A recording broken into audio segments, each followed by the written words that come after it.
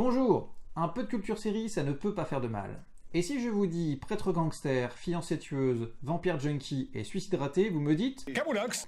Non, Preacher.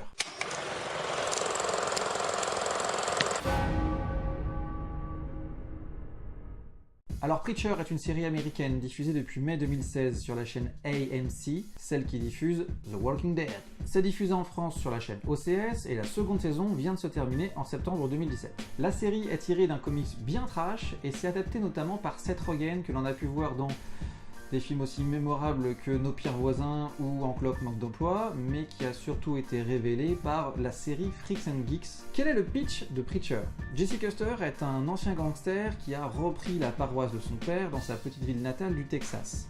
Il est en train de perdre lentement la foi et la vocation quand il se retrouve soudainement investi par une entité mi-ange, mi-démon qui lui donne le pouvoir de se faire obéir par quiconque à qui il s'adresse. Ainsi, lorsqu'il dit à quelqu'un d'aller en enfer, il va en enfer.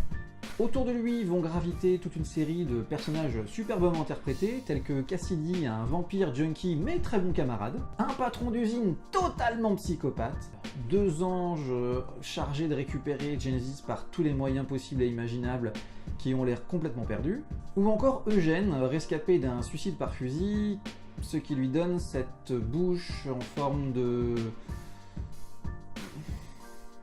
cette bouche. Pourquoi vous devez voir cette série? Parce que c'est bourré d'humour noir, parce que c'est très irrévérencieux envers la religion. Certains épisodes sont assez gore, c'est quand même déconseillé aux moins de 16 ans.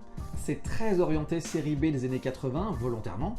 Il y a une grande coolitude qui dégage des personnages, les conversations entre Jesse et Cassidy sont superbement drôles. Ça m'a beaucoup fait penser au mélange d'humour Tarantino-Robert Rodriguez, type Une nuit en enfer. Le scénario est loufoque et prétexte à des situations cartoonesques, et dans la saison 1, il y a une vraie critique de l'Amérique profonde.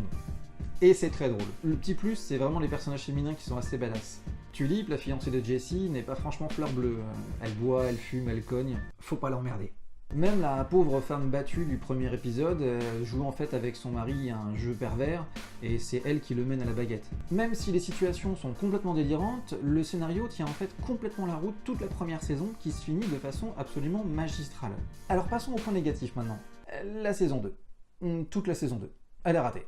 Entre la saison 1 et la saison 2, la série a complètement perdu son mojo et ça se sent dès les premiers épisodes. Et puis il se passe rien en plus, Jesse s'agace, Cassidy s'impatiente, Tulip s'ennuie. Mais c'est pas la seule. En musique, on appelle ça le syndrome du deuxième album. Sur le premier, c'est frais, original, innovant. Et sur le deuxième, on s'aperçoit qu'ils ont déjà tout donné au premier. On s'aperçoit que tout le jus, la saveur, a déjà été retiré. C'est dommage. T'as plein de séries comme ça, où si tu t'arrêtes à la saison 1, c'est pas forcément plus mal. Regarde Homeland. La saison 1 est absolument magique. La deuxième, pourquoi pas. La saison 3, non. Prison Break, je vous rappelle que le concept, c'était de sortir de prison. À partir du moment où, à la fin de la saison 1, ils sont sortis de prison, la série perd son intérêt. 24 heures chrono, la saison 1 est superbe, les autres saisons... Unreal? My name is Earl. Bref, pour la note du prof, je peux pas faire une note globale pour les deux saisons, ce serait trop injuste envers la première. Donc pour la première saison, je vais dire un bon 14. Les décors, les looks, les acteurs, la situation, les gags, le gore, ça vaut vraiment un bon 14 et je vous la conseille vraiment très fortement. Pour la saison 2, on passe carrément à un 8 sur 20. Les acteurs n'y croient pas, les décors n'ont rien de pétant, se focalisent dans la chambre du fils de Cassidy, les personnages secondaires ne sont pas spécialement intéressants, les intrigues non plus, on se lasse.